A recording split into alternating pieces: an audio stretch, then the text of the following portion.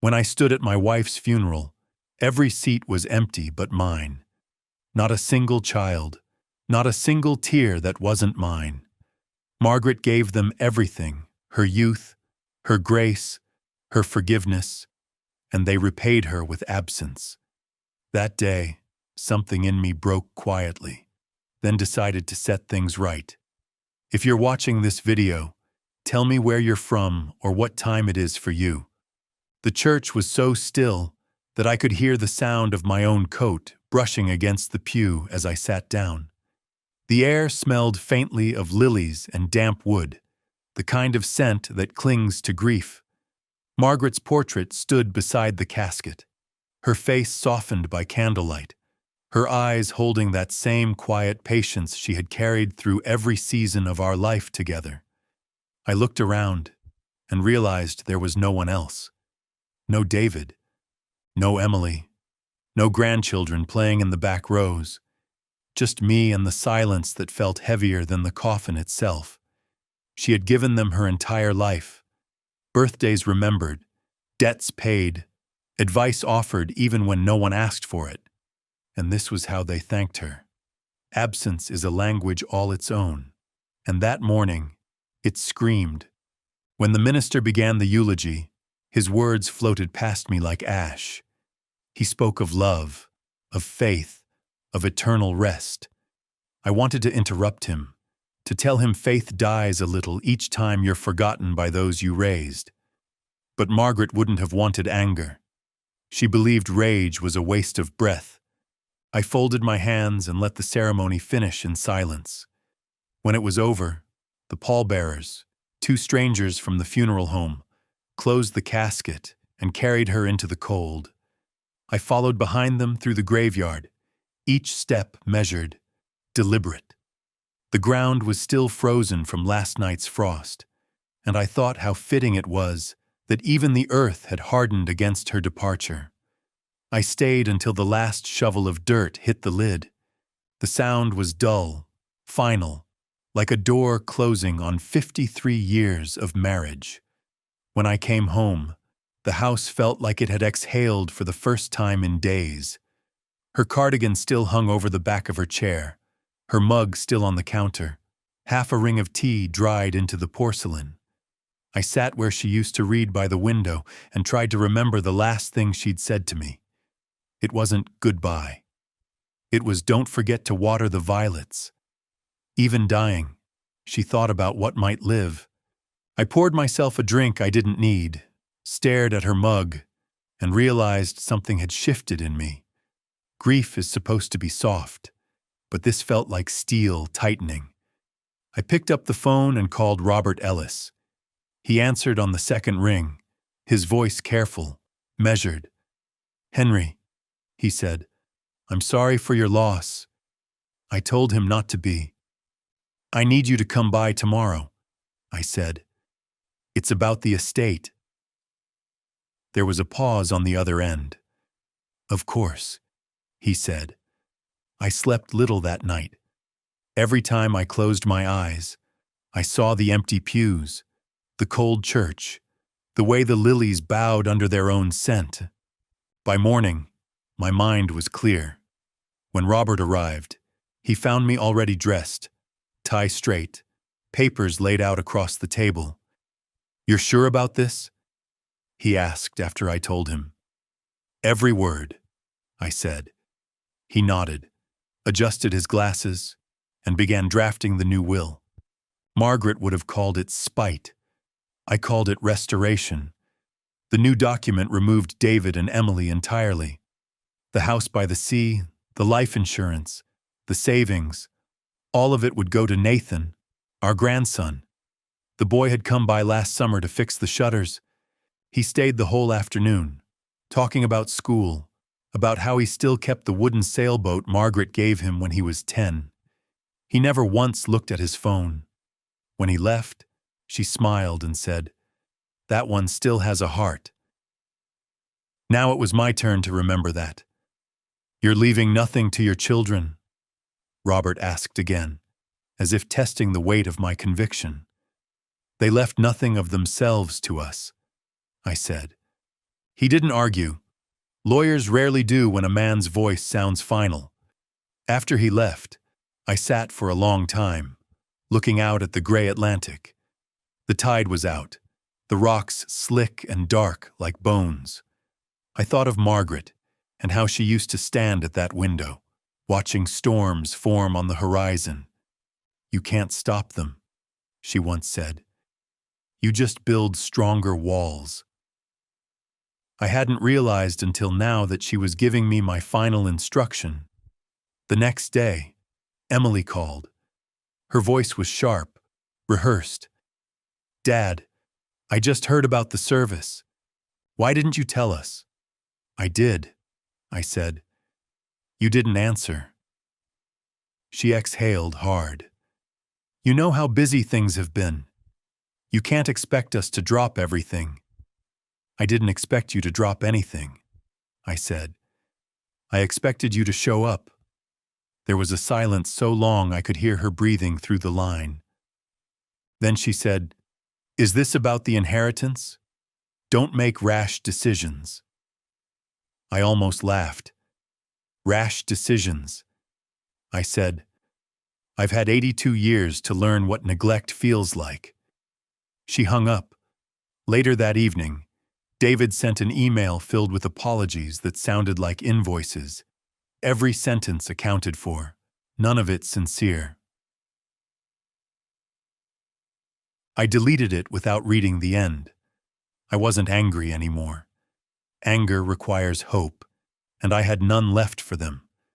A week passed before Nathan showed up at the door, hat in hand, eyes red from crying. "I should have come sooner," he said. I nodded. "You came. That's what matters." We sat for hours, talking about Margaret, about how she made even ordinary days feel deliberate. When he got up to leave, I handed him a folder. "What's this?" he asked. "Your grandmother's legacy," I said. "But don't thank me. She made the choice before she died. I'm just signing the paperwork." He opened it, read the first line, and looked at me, speechless. "Why?" he whispered. "Because you showed up without being called," I said. His eyes filled with tears. He hugged me, the kind of embrace that isn't about pity but understanding. After he left, I sat alone in the dim kitchen, the air smelling faintly of her violets. The decision didn't bring me joy, but it brought order, and sometimes that's the closest thing to peace an old man can have. I took her mug from the counter, washed it carefully, and set it upside down to dry. Then I whispered to the empty room, "It's done, Margaret. They won't hurt us again." The wind outside rattled the windows once, almost like agreement. The following morning, the sea was restless, pushing white spray against the rocks below the house. I made coffee and watched the water break itself again and again, thinking how much of life is just repetition disguised as purpose. Margaret used to say that storms made her feel alive. Now all they did was make the walls groan. The silence in the house had a body of its own. You could feel it breathing between the rooms. Around noon, Clara Benson came by with a casserole, the kind of neighborly gesture people make when they don't know what else to offer. She didn't ask how I was. She just set the dish on the counter and touched my arm lightly. "She'd have wanted you to eat," she said. I nodded. We both knew that eating was just another word for staying. When she left, the air closed behind her, and the loneliness rushed back in like tide water. I didn't fight it. Grief, I'd learned, has to be allowed to make its rounds. I spent the afternoon sorting through Margaret's things, her scarves folded with surgical precision, her handwriting in the margins of cookbooks, the faint smell of lavender on her pillow. Every object was an argument against time. I found her jewelry box at the back of the closet, the one she never locked because she said thieves didn't visit old people. Inside was a letter I didn't recognize, my name written in her thin, looping hand. I didn't open it right away. I put it on the table beside the coffee mug and stared at it until the light started to fade. When I finally broke the seal, her voice returned to me in ink. She wrote about the children, about how distance had become their language. "And don't waste your anger on them, Henry," she said. "Anger turns love into ash, and ash can't grow anything." I read it twice, maybe 3 times, then folded it back carefully and placed it where I'd found it. I didn't agree with her, not entirely. Some fields need to be burned before they can yield again. That evening I called Robert to finalize the trust. He said the paperwork would be ready by the end of the week. "Once it's filed, there's no undoing it," he warned. "Good," I said. "Some things deserve permanence." After hanging up, I poured a drink and stood at the window, watching the waves crash against the dark. Somewhere out there, the horizon was clean and endless, but from where I stood, it was all motion without a rival. Around 7, the phone rang. It was David again. His voice was brittle, wrapped in politeness like paper around glass. "Dad," he said, "Laura thinks we should come up next week. Maybe we can talk." "About what?" I asked. "About Mom. About us." The pause after that word told me what he really meant. "You should have talked to your mother while she was still alive," I said quietly. "Now you'll have to settle for memory." He didn't respond right away. Then he said, "This isn't fair." I almost laughed. Fairness is a young man's dream, David. At my age, I've learned to prefer accuracy. When I hung up, I didn't feel guilty. I felt clean. 2 days later, Emily arrived unannounced, her car tires crackling over the gravel. She came in without knocking, perfume first, apology second. "Dad, I couldn't sleep," she said, setting her sunglasses on the counter like a shield. "You've cut us out of everything?" "You cut yourselves out," I replied. "I just notarized it." She looked at me as though I were a stranger who'd stolen her childhood home. "Mom wouldn't have done this," she said. "She forgave people. That's because she never learned the difference between forgiveness and permission," I said. "I have." Her eyes glistened, but the tears didn't fall. They never did. She'd learned long ago that crying only works when someone else is watching. "You think this makes you strong?" she asked. "No," I said. "It just makes me done." She left without closing the door. The wind took care of it for her. That night I sat by the fire and opened the letter again. Margaret's words glowed faintly in the flicker. She'd written one final line I hadn't noticed before, a kind of postscript. "If you must build walls, make sure they have windows." I smiled at that. Even from the other side, she was still designing me. The next morning, Nathan called. "Grandpa," he said, "I'll be driving up this weekend to help with the garden. Grandma would kill us if she saw those weeds." His voice had none of the hesitation that poisoned the others. "All right," I said. "Bring gloves? The violets are back?" After we hung up, I went outside to check, and sure enough, the first green shoots were pushing through the soil where she'd planted them. She had a way of coming back, just not how I expected. I bent down, touched the damp earth, and felt something warm move through me. It wasn't forgiveness yet, but it was close. By the time Nathan arrived on Saturday, the air had softened. He worked quietly beside me, pulling weeds, trimming dead stems, his hands steady and sure. At one point, he looked up and said, "Grandma used to hum when she gardened." "I know," I said. "She thought plants could hear better than people." He smiled, And for a moment, the silence between us wasn't hollow, it was full. When he was done, we sat on the porch, our boots muddy, our tea cooling in our hands. "She'd be proud of you," he said. "No," I said. She'd be proud of you for showing up."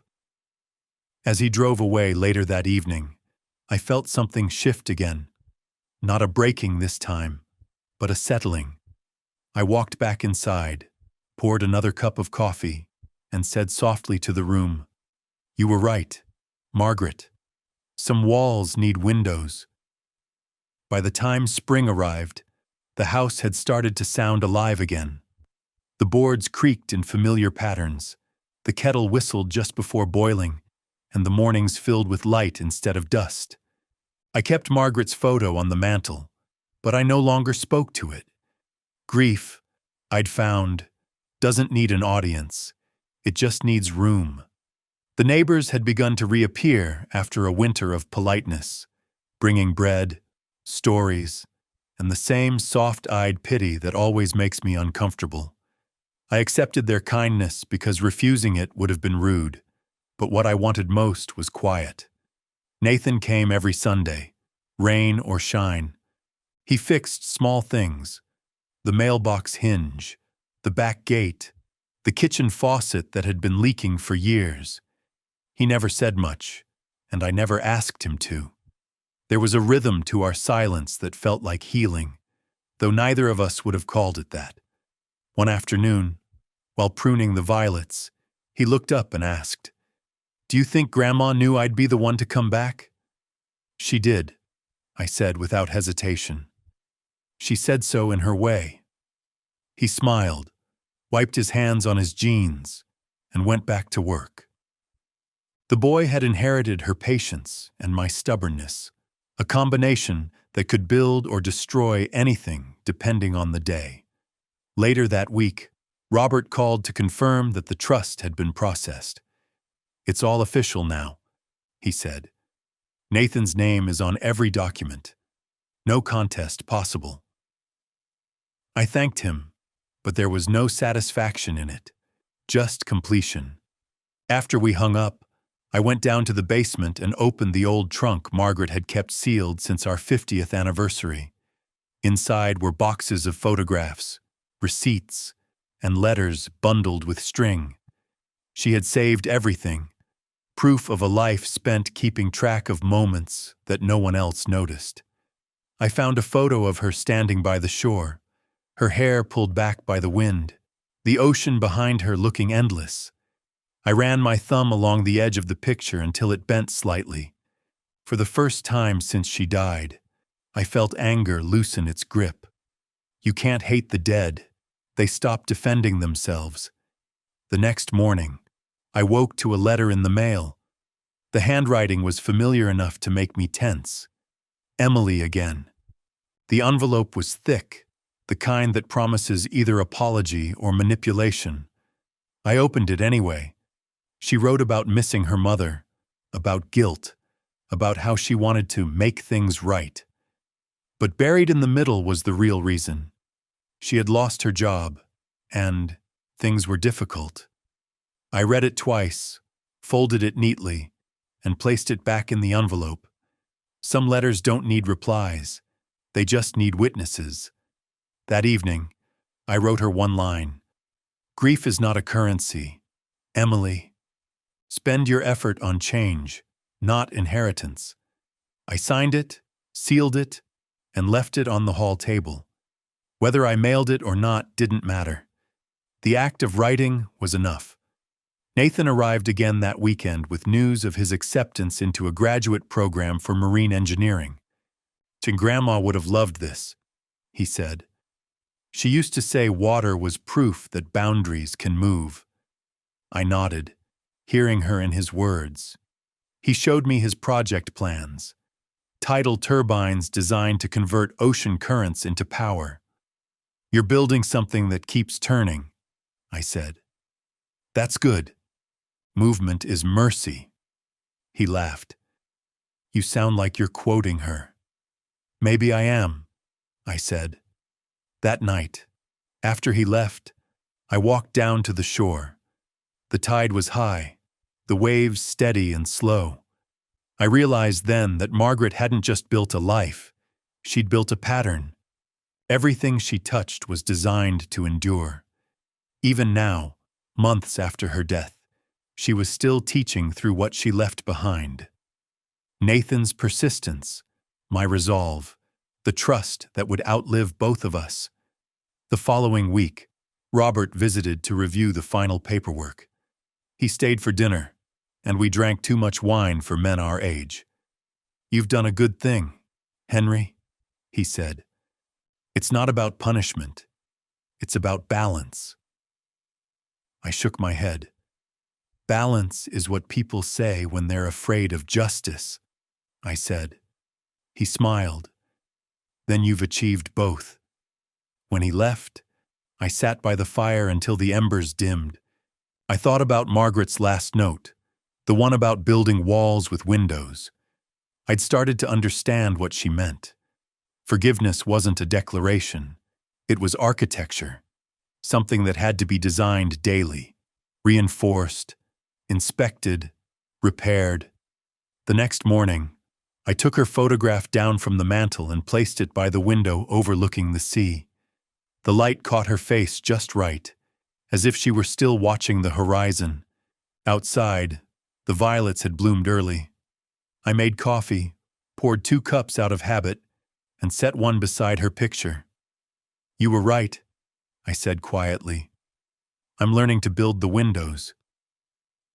The house didn't answer, but the kettle began to sing, and for the first time in a long while, I let it.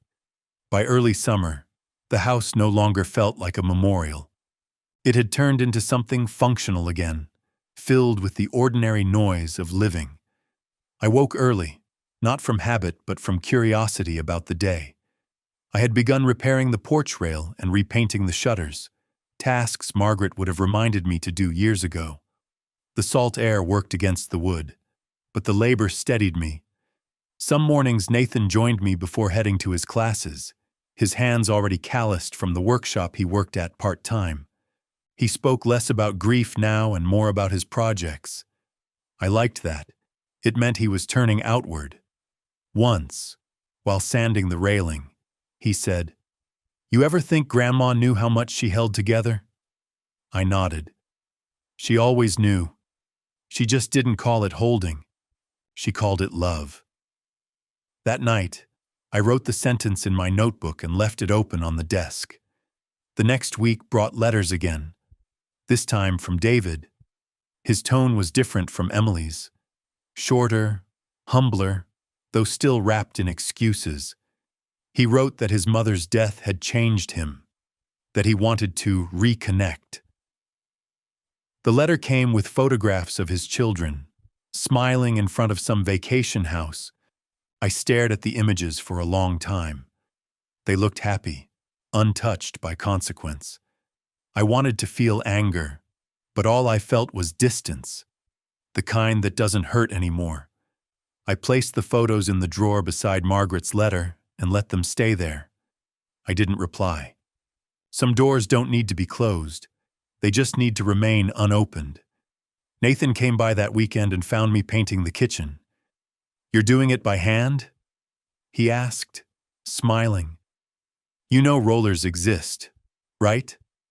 Machines make it faster," I said, "but slower keeps me honest." He laughed, shaking his head. When he left that night, he took the old hammer that had belonged to his grandmother's father.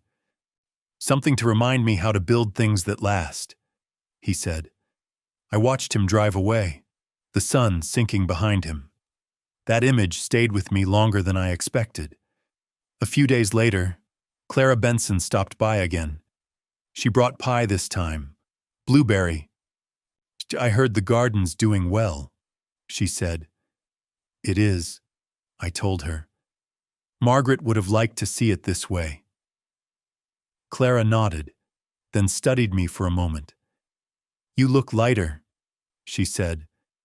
"People always say that when they really mean older," I said, and we both laughed. After she left, I sat on the porch with a slice of pie and the sound of waves hitting the rocks below. The world felt balanced, not perfect, but balanced in a way I hadn't trusted for years. I thought about Emily and David, about how absence is its own kind of inheritance. They would have to learn that on their own. I couldn't teach it to them anymore. The following week, Robert called about setting up a small scholarship under Margaret's name. "It's not a big thing," he said. "Just a local program for students in the arts. Something small but steady." The idea surprised me, though I liked how it sounded. "Make it happen," I said. She believed beauty needed funding. He chuckled. "You're turning her into a patron saint." "She always was," I said. "We just never built her altar." The paperwork took 2 months, but when it was done, I felt something settle in my chest. Nathan helped design the logo, a violet drawn in pencil with the words, "The Caldwell Trust for the Quiet Arts," written underneath. The name was his idea, because she liked quiet things that made noise later, he said. I nodded, and though I didn't say it aloud, I realized he'd captured her perfectly. As the months went by, the scholarship gained attention. Local papers ran a small story. Letters began arriving, thank you notes, applications, poems written by teenagers who still believed words could save them. I read every one. Each letter felt like a new root pushing through the soil. One afternoon, while sorting them, I found a note without a signature. It simply read, "Thank you for remembering the ones no one sees." I pinned it above the desk. That night, I dreamed of Margaret again.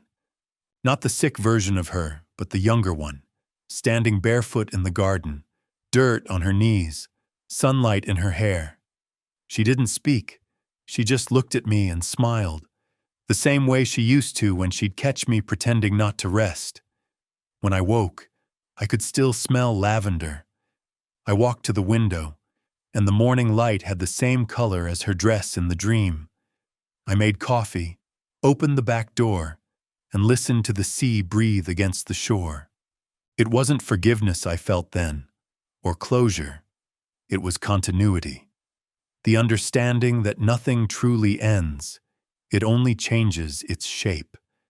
And for the first time since she died, I whispered into the empty air, "I think I finally understand what you meant by windows."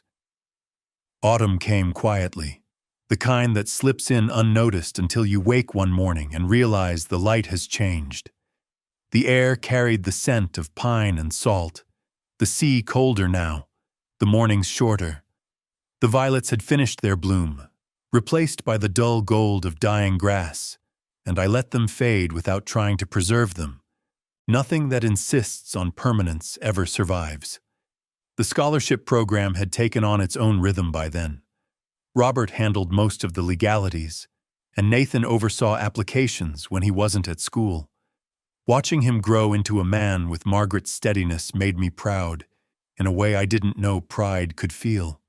Quiet, useful, almost invisible. One afternoon, he brought me a box filled with letters from the first group of recipients. "You should read them," he said. "They're yours as much as hers." I opened one at random. The handwriting was uncertain, the ink smudged.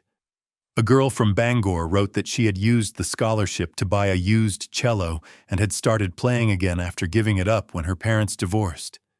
"It's not perfect," she wrote, "but it sounds like breathing." I read that line 3 times before setting the letter down. Margaret would have cried at that, and I felt something close to it. When Nathan left, I went to her room for the first time in months. The air still carried her perfume faintly. I opened the curtains and let the light in. Dust floated through the beam like tiny souls refusing to settle. On her dresser was a jar of shells she'd collected from every beach we'd ever visited. I turned one over in my hand, and saw she had written something small on the inside. "Don't forget the noise the ocean makes." I put the shell back and sat down, realizing how much of her had been warnings disguised as tenderness. Later that evening, Emily called again. This time, her voice sounded less like strategy and more like exhaustion. "Dad," she said, "I just wanted to tell you I'm sorry." The line stayed quiet after that. I didn't rush to fill it. "You're not talking to the past anymore," I said eventually. "You're talking to what's left." "Is that enough?" she asked. "It's a start," I said. We didn't say goodbye, and when the call ended, I didn't feel the ache I expected. It felt like closing a drawer gently, not slamming it. The next week, I took a walk along the cliffs. The wind was fierce, cold enough to sting, but I liked how it reminded me I was still here. Margaret had once said the sea never repeats itself, that every wave is an individual event. I stood there, watching the gray water fold over itself endlessly, and for a moment, I understood what she meant. When I returned home, Nathan was waiting on the porch. He'd brought a small package. "For you," he said.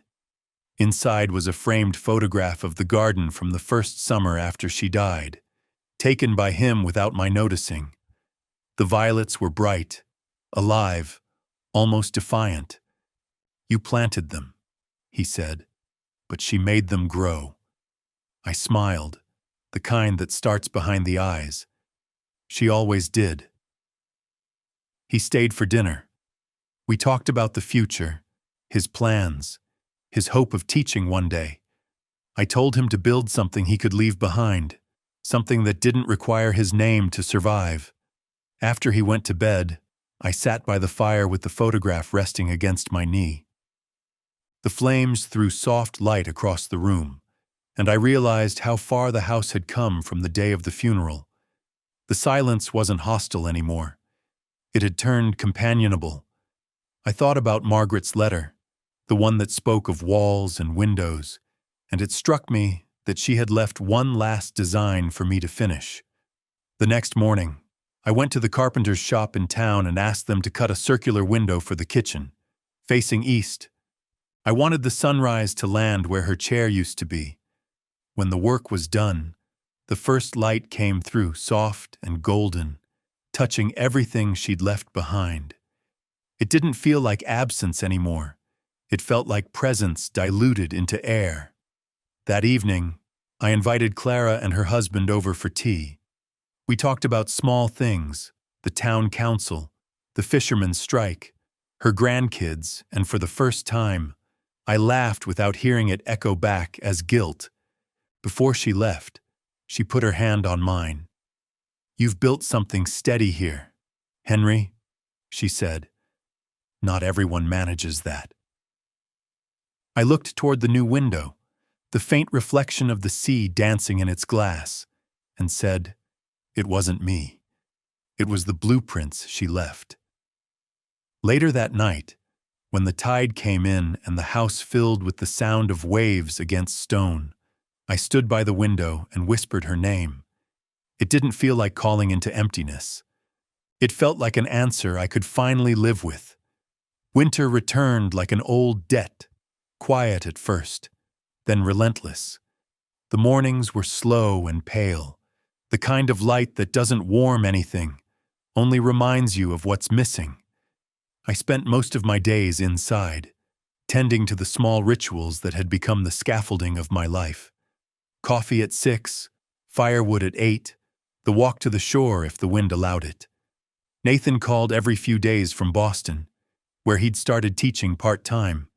His voice carried the weight of work, but also something else. Hope. He always asked if I was keeping warm, if the house still felt like home. I told him it did, though some days the echo of Margaret's voice still lingered in the corners. She used to hum in the mornings while the kettle boiled, and sometimes when the pipes moaned, I could almost mistake it for her.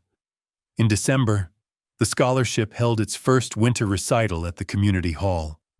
Robert insisted I attend. "You're the reason it exists," he said, but I didn't feel like a reason. I felt like a witness. When I arrived, the hall smelled of pine and wax polish. The stage was lit with soft amber lights, and the students, nervous and proud, performed pieces they'd been rehearsing for weeks. A cellist began with a slow movement that sounded like water remembering its shape. Then a painter displayed a series of small coastal scenes, each one different, each one quiet. I sat in the back row and listened, not as a patron, but as a man trying to hear his wife in the spaces between the notes. When it ended, the audience clapped politely, but I stayed still. It wasn't applause I felt. It was continuation. After the recital, a girl approached me, maybe 17, thin as a reed. "You're Mr. Caldwell," she said. "The one who started the fund?" I nodded. "My piece was for your wife," she said. "I read about her. She made quiet things matter." For a moment, I couldn't speak. Then I said, "She did, and now so do you." She smiled shyly and disappeared into the crowd. Outside, the snow had started, slow and soundless. I walked home without noticing the cold. The house glowed faintly through the trees, a warm square of light waiting at the end of the road. Inside, I took off my coat and sat by the fire. The window I'd built for her faced east, but even at night, it held reflections from the moon. I thought of that girl, her trembling hands, her words. Margaret would have loved her. The next day, I received a letter from Emily. It was short this time. She wrote that she'd joined a volunteer program at the hospital, that she'd been thinking about her mother's patients, and that she hoped to visit in spring. There was no mention of the inheritance, no pleading, no self-defense. I placed the letter beside the photograph of Margaret and left it there. Later, Robert stopped by with his wife to deliver the foundation's annual report. "You know, Henry," he said, "this trust is starting to grow. Other donors are adding to it. You may have started something that outlives all of us." I smiled. "That was always the plan," I said. After they left, I poured myself a drink and stood at the window. The snow was heavier now, layering the world in silence. For a moment, I imagined Margaret walking up the path, her scarf trailing behind her, cheeks red from the cold. She'd open the door, shake the snow from her hair, and tell me I'd left the porch light on too long again. The image hurt, but it was a clean pain, the kind you can live with. I went to bed early that night, leaving the lamp on in the kitchen. When I woke before dawn, the world was blue and still. The tide was high, pressing close to the rocks below the house. I made coffee, poured 2 cups out of habit, and set one by the window. The steam curled upward, vanishing into the glass. For the first time, I whispered her name aloud, not as a question or plea, but as a statement of fact. She had been here. She still was, in the design of every small thing left behind. The kettle whistled softly. The house held its breath. And in that suspended quiet, I felt something like forgiveness, not given, not asked for, but simply existing, like warmth that no longer needs fire to be real. By spring, the sea thawed, and with it something inside me softened too. The storms had quieted, leaving behind smooth stones and driftwood scattered along the shore. Each morning, I walked down to the water with a thermos of coffee, not to think, not to mourn, but to listen. The waves had begun to sound less like endings and more like breath. Nathan visited often now, sometimes bringing friends from the university. They filled the house with the kind of noise I'd forgotten existed. Laughter, half-finished stories, Footsteps on old wood. I didn't mind.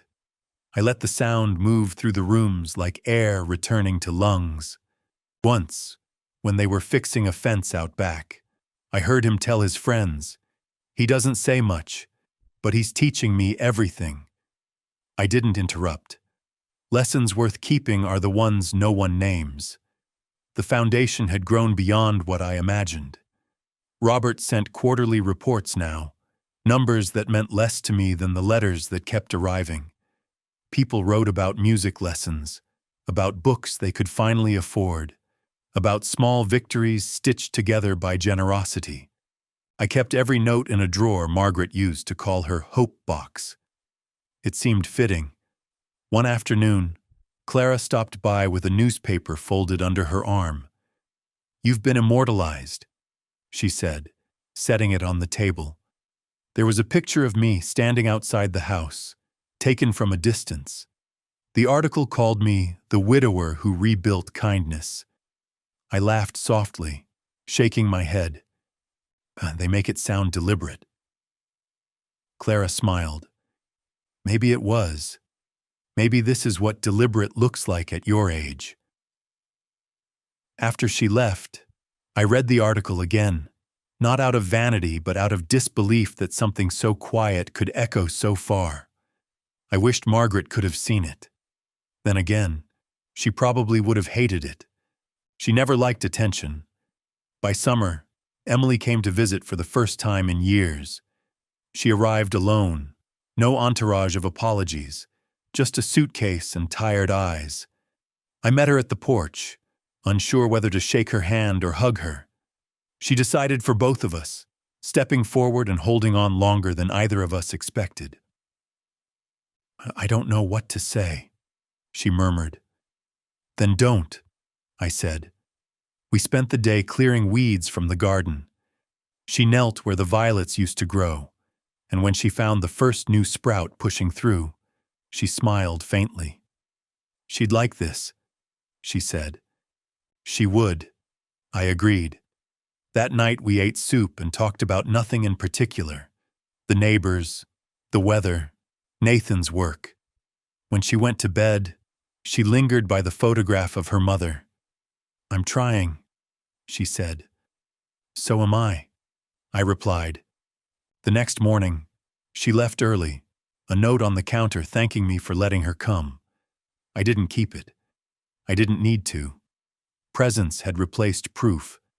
In July, Nathan brought news that the foundation would partner with a larger organization in Boston. "It means more funding, more reach," he said. "But we'll keep her name on it. Always." I nodded. "Names fade," I said.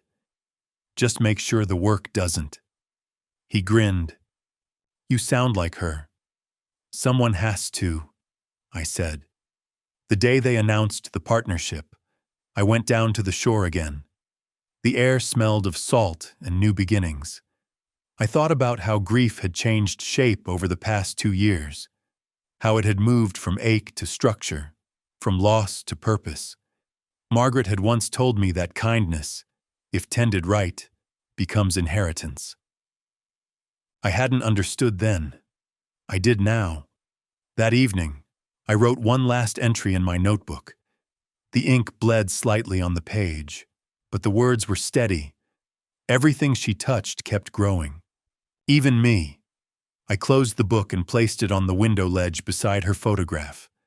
The sun was setting, the light slow and amber. I poured 2 cups of coffee and carried one to the porch. For a long while, I sat there, listening to the ocean breathe against the rocks, the house behind me creaking like an old friend shifting in its sleep. I didn't talk to her. I didn't need to. The silence between us had finally learned how to live. By autumn, the air had that faint sweetness that comes just before everything turns brittle. The mornings were colder now, and I had started keeping a blanket folded over the chair by the window. From there, I could see the garden, the last of the violets fighting their quiet battle against the coming frost. Nathan had gone back to Boston full-time, but he called every Sunday. His voice carried the same calm cadence Margaret once had, and sometimes when he laughed, I could almost hear her through him. The partnership in Boston had grown the foundation beyond anything I could keep track of. Robert would still call to update me, reading numbers and percentages, and I'd listen, though none of it mattered much. What mattered were the letters that still arrived. Thin envelopes, often from people I didn't know. They spoke about paintings finished, songs recorded, or the simple act of being seen after years of being invisible. Those were the reports I understood. Every so often, I'd read one aloud to the empty room, as if Margaret were sitting across from me with her tea. Once, I caught myself saying, "You were right again," and I laughed at how ordinary that sentence still felt. In late October, Emily returned. She came up the path carrying a basket of apples from her garden, her face thinner but softer somehow. "They're not as good as Mom's," she said, setting them on the table. "No one's are," I said. She stayed 2 days. We didn't talk about the past, and I didn't ask about her life. We just existed in the same space. Two people who had finally run out of things to fight over. Before she left, she kissed my forehead and whispered, "Thank you for not giving up on me." I wanted to tell her that I had, once, and that letting go had been the only way either of us could start again. But I didn't. The truth doesn't always need witnesses. After she drove off, I stood at the window and watched the road until the dust settled. The silence that followed was peaceful. It didn't accuse anymore. That winter, the house began to need more care.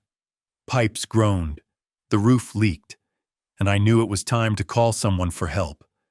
When Nathan came up for Christmas, he noticed the changes before I mentioned them. "You should move to Boston," he said. "Closer to me, closer to warmth." I smiled. "This place is warmth, Nathan. It just doesn't look like it." He didn't argue. We spent the holidays by the fire, talking about small things. On Christmas morning, he gave me a framed blueprint. One of his students had drawn it. It was the design of a bridge with no destination, arching over calm water. "For her," he said. "She always said beauty didn't need a purpose." I studied it for a long time. "She'd like this," I said. "It's unfinished." "So are we," he replied. In January, the storms returned. They rattled the windows, the kind of wind that makes you remember how fragile wood really is. I stayed close to the fire those nights, reading old letters, sometimes falling asleep mid-sentence. Once, I woke to the faint smell of lavender again, and though I knew it was just memory, I let it stay. The foundation continued without me. I was no longer needed for signatures or advice. Nathan had taken over completely, and Robert insisted it was for the best. "You built the frame," he said. "Now, let the rest stand." I agreed. It was what Margaret would have wanted. The days grew shorter, and I began to feel time narrowing too, like a hallway leading somewhere familiar. One morning, as I opened the window to let the sea air in, a gust lifted the photograph of Margaret off the shelf and laid it face down on the table. For a moment, I didn't move. Then I turned it back upright and whispered, "I know." That evening, I wrote a letter, not to anyone living. It began simply, "My love, the world is quieter now, but it's the kind of quiet you would have approved of." I wrote about Nathan, about Emily's apples, about the sea that still refused to stay the same for more than a day. I ended it with one line she used to say when she'd catch me watching her from across a room. "You don't have to stare to see." I placed the letter inside the old trunk with the others. That night, I slept without dreaming. When morning came, light poured through the round window we'd built for her. It stretched across the floor, bright and patient. Outside, the first snow had fallen, covering the garden in a thin white veil. The violets were buried, but I knew they'd bloom again come spring. They always did. If this story resonated with you, leave a like and consider subscribing. You can also drop any comment below, even just one word. Maybe tell me where you're watching from or what time it is right now. Sometimes one word is enough to say you were here.